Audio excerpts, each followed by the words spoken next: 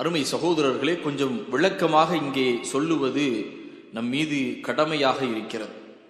இந்த குர்ஆனை பொறுத்த வரைக்கும் ஒரு மனிதன் எப்படி வாழ வேண்டும், அதை போல இந்த உலகத்திற்கு பிறகு நடக்கக்கூடிய கியாம நாளிலே நடக்கக்கூடிய நிகழ்வுகளை குறித்தும் குர்ஆன் பேசுகின்றது. நபிமார்களுடைய வரலாற்றை பேசுகிறது. இதை அனைத்தையும் பேசக்கூடிய இந்த குர்ஆனில் தான் அல்லாஹ் கூறுகின்றான், இந்த குர்ஆன் மனித சமூகத்திற்கு ஒரு அருமருந்து என்று சொல்லுகின்றான். இந்த குர்ஆன் மனித சமூகத்திற்கு ஒரு அழகிய வழிகாட்டுதல் என்று சொல்லுகின்றான். இந்த குர்ஆனை நாம் நம்முடைய வீட்டிலே வைத்துவிட்டு அதை ஓதாமல் இருக்கக்கூடிய சூழலிலே நம்முடைய இல்லத்திலே ஷைத்தான்கள் உள்ளே நெருங்கக்கூடிய அளவிற்கு நாம் தான் வழிவகை செய்கின்றோம்.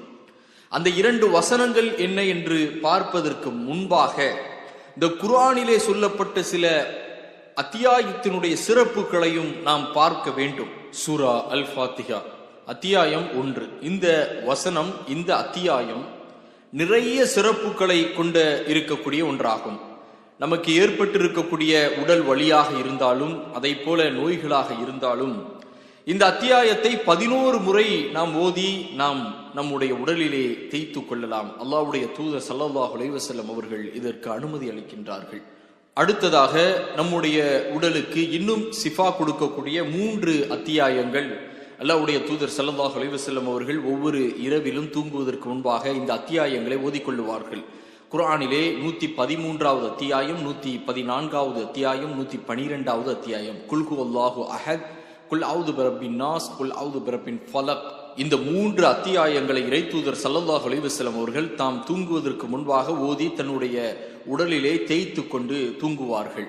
ஆக இதுவும் இறைத்தூதருடைய ஒரு வழிமுறையாக நாம் பின்பற்றக்கூடிய சுன்னத்தாக இருக்கிறது. இதற்கு நிறைய நன்மைகளும் நமக்கு எழுதப்படுகிறது. நம்முடைய உடலிலே நோய் நிவாரணம் கொடுக்கக்கூடிய அத்தியாயங்களாக இந்த அத்தியாயங்கள் இருக்கிறது. இங்கே இன்னொன்றையும் நாம் புரிந்து கொள்ள வேண்டும். புகாரிலே 5020வது ஹதீஸாக அபு மூசா அல் அஸ்ஆரி ரலியல்லாஹு அன்ஹு அவர்கள் அறிவிக்கின்றார்கள், இறைத்தூதர் ஸல்லல்லாஹு அலைஹி வஸல்லம் அவர்கள் சொல்லுகின்றார்கள், குர்ஆனை ஓதுகின்ற நல்லவர்களின் நிலையானது எலுமிச்சை போன்றதாகும். அதன் சுவையும் நன்று, வாசனையும் நன்று. நல்லவர்களாக இருந்து குர்ஆன் ஓதாமல் இருப்பவர் பேரிச்சம்பழத்தை போன்றவர் ஆவார். அதன் சுவை நன்று, அதற்கு வாசனை கிடையாது. தீயவனாக இருந்து கொண்டு குர்ஆனை ஓதி வருபவரின் நிலை துளசி செடியின் நிலையை ஒத்திருக்கிறது. அதன் வாசனை நன்று, சுவையோ கசப்பு. தீமையும் செய்து கொண்டு குர்ஆனையும் ஓதாமல் இருப்பவன் நிலை என்பது குமட்டிக்காயின் நிலையை ஒத்திருக்கிறது. அதன் சுவையும் கசப்பு, அதற்கு வாசனையும் கிடையாது. ஆக நம்முடைய வாழ்விலே நாம் நல்லவர்களாக இருந்து அந்த குர்ஆனை ஓதக்கூடியவர்களுடைய அந்த வாழ்க்கையை நாம் பின்பற்றி கொள்ள வேண்டும். அதனுடைய எலுமிச்சை நன்று, அதனுடைய சுவையும் நன்று என்று இறைத்தூதர் ஸல்லல்லாஹு அலைஹி வஸல்லம் அவர்கள் சொல்லுகின்றார்கள். ஆக நமக்கு ஏற்பட்டிருக்கக்கூடிய உடல் வலியாக இருந்தாலும் சரி, மனதளவிலே நாம் பாதிக்கப்பட்டு இருந்தாலும் சரி, குர்ஆனோடு நீங்கள் நட்புறவு கொள்ளுங்கள். நிச்சயமாக அல்லாஹ் உங்களுடைய வாழ்விலே நிறைய பிரகாசங்களை உங்களுடைய வாழ்விலே அல்லாஹ் ஏற்படுத்துவான். நபி ஸல்லல்லாஹு அலைஹி வஸல்லம் அவர்கள் சொல்லுகின்றார்கள், அல்லாஹ் சொல்லுவதாக, அல்லாஹ் சொல்லுகின்றான், என்னுடைய அடியான் என்னை பார்த்து அவன் நடந்து வந்தால் அவனை நோக்கி நான் ஓடி வருகிறேன் என்று சொல்லுகின்றான் என்று நபி ஸல்லல்லாஹு அலைஹி வஸல்லம் அவர்கள் சொல்லுகின்றார்கள். ஆக அல்லாஹ்வை நெருங்கக்கூடிய வழிமுறைகள், அவன் எதை இந்த மனித சமூகத்திற்கு தடை செய்திருக்கின்றானோ அதிலிருந்து நாம் விலகி கொள்ள வேண்டும். எதை அவன் அனுமதித்து செய்ய சொல்லுகின்றானோ அதிலே நாம் முழு கவனத்தோடு நம்முடைய வாழ்வை அமைத்து கொள்ள வேண்டும்.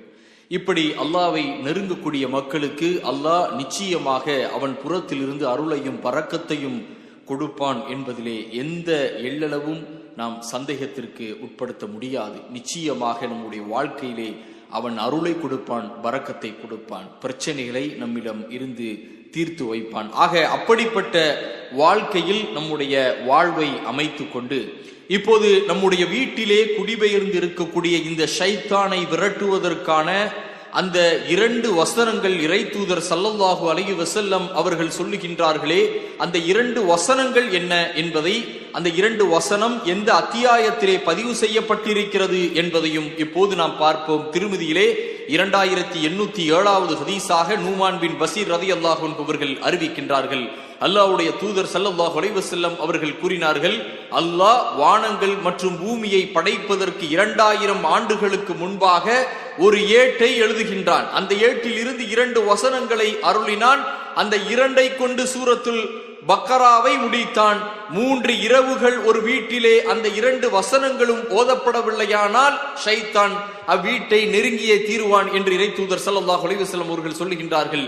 ஆக சூரத்துல் பக்கரா குர்ஆனினுடைய 2வது அத்தியாயத்திலே இறுதி கடைசி 2 வசனங்கள் நம்முடைய வீட்டிலே நாம் தினமும் இரவு நேரத்திலே ஓதிக்கொள்ளுங்கள். உங்களுடைய வீட்டில் நீங்கள் இந்த வசனத்தை ஓதினால் நிச்சயமாக நம் வீட்டிலிருந்து ஷைத்தான் துரத்தி அடிக்கப்படுவான் என்பதை புரிந்து கொள்ளுங்கள். அதே போல் ஹாக்கிம் என்கின்ற நபிமொழி தொகுப்பிலே 2063வது ஹதீஸாக இடம்பெறுகிறது. நபி ஸல்லல்லாஹு அலைஹி வஸல்லம் அவர்கள் கூறினார்கள், உங்கள் வீட்டிலே சூரத்துல் பக்கராவை ஓதுங்கள். எந்த வீட்டிலே சூரத்துல் பக்கரா ஓதப்படுகிறதோ அங்கே ஷைத்தான் நுழைய மாட்டான் என்று ரசூலுல்லாஹி ஸல்லல்லாஹு அலைஹி வஸல்லம் அவர்கள் சொல்லுகின்றார்கள்.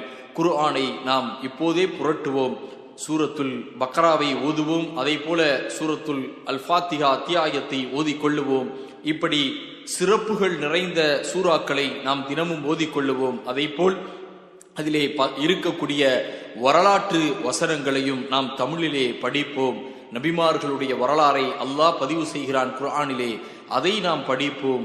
அதை போல் இந்த உலகத்திற்கு பிறகு மறுமையிலே நடக்கக்கூடிய கேள்வி கணக்கை குறித்து குர்ஆனிலே சொல்லுகின்றான், அதை நாம் படிப்போம். குர்ஆனோடு நட்புறவு கொண்டு நாம் நம்முடைய வாழ்க்கையை அமைத்துக் கொள்ளுவோம் இன்ஷா அல்லாஹ்.